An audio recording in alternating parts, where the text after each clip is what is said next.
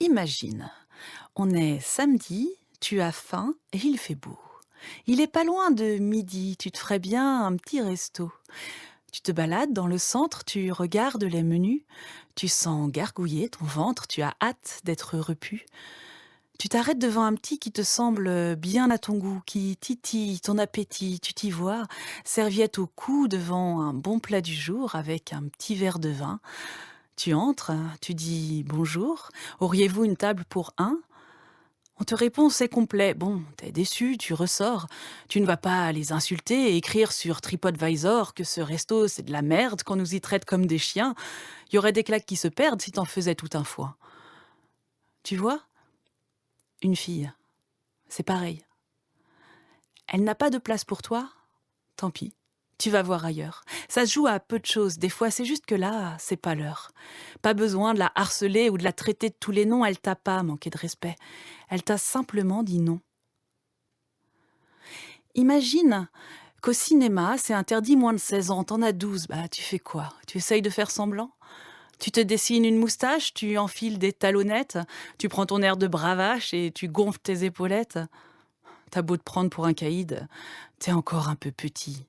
Par ici, suivez le guide et en avant la sortie. C'est pas pour t'enquiquiner qu'on a posé une limite, mais c'est pour te protéger. Ça viendra bien assez vite.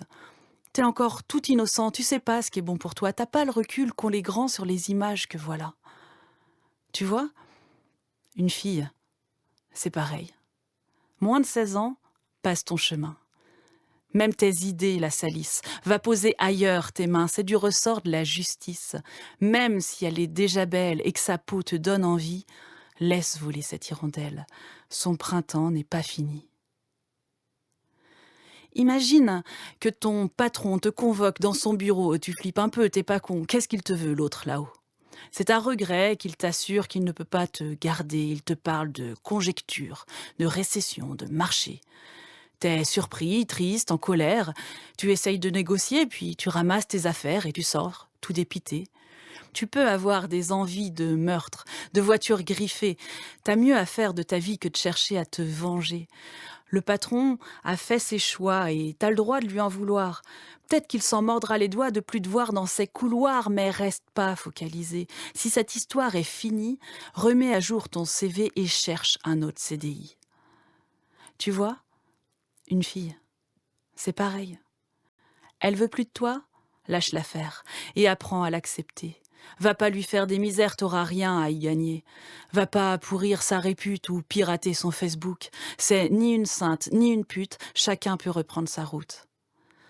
Dans un monde fait de jouissance et de surconsommation, où l'on est ce qu'on dépense, où l'on tire sans sommation, dans un monde où l'enfant roi veut régner sur la maison, où les écrans dictent leurs lois et tiennent lieu d'éducation, où les fruits et les légumes ne connaissent plus les saisons, où l'on marche sur la lune pour la fierté d'une nation, où l'on voudrait tout de suite, si possible en promotion, où l'on préfère prendre la fuite que de se poser des questions, où les GoPro et Gonzo stimulent les sensations, excitent les sens, les égos comme on dresse des taurillons, où les marchands de futiles veulent créer des addictions pour vendre de l'inutile et envahir les maisons, où la course au rendement devient pour tous obsession plus vite, plus loin et plus grand, sans la moindre compromission. L'ambition de la croissance fait exploser les plafonds.